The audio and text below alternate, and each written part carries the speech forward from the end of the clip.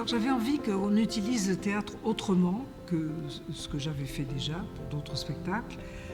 Et du coup, on a créé un espace avec des tables, des chaises. Le public est complètement à l'intérieur du spectacle. Donc les comédiens utilisent à la fois un praticable, un peu comme un plateau, mais aussi se promènent au milieu des spectateurs, s'adressent aux spectateurs. À un moment donné, ils font danser les spectateurs qui veulent bien.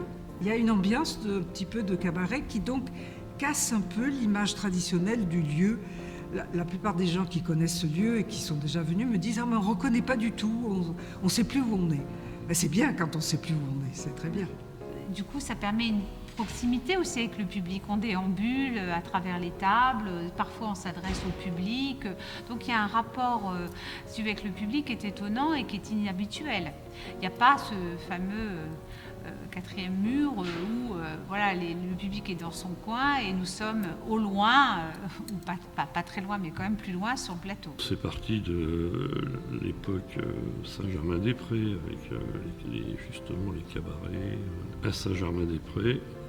Donc monter ça sous une forme de théâtre avec les spectateurs dans des gradins et la pièce, ça me paraissait un peu inconvenant. Ah, le barman, il est très important parce qu'il donne la couleur du cabaret. Il fait penser qu'on est dans un cabaret.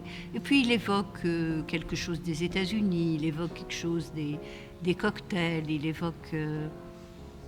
c'est une atmosphère, c'est un rêve.